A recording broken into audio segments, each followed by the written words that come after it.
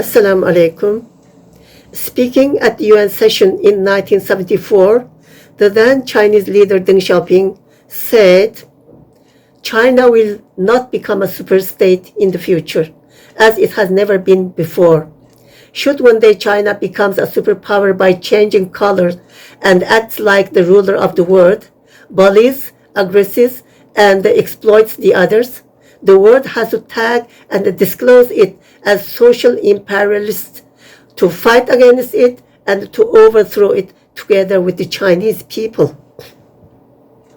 The dwarf leader, the supreme leader of the communist China opened the door of his country to the outside, where he turned it into a factory of the world. Thanks to the Western countries, especially the USA's efforts through the economic cooperation and support,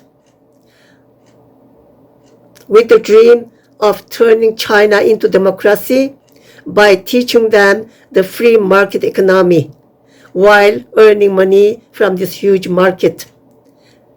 China became a superpower and bought the major international organizations and bribed the leaders of the underdeveloped countries, or put these countries in the loan tap, thus behaves like the ruler of the world.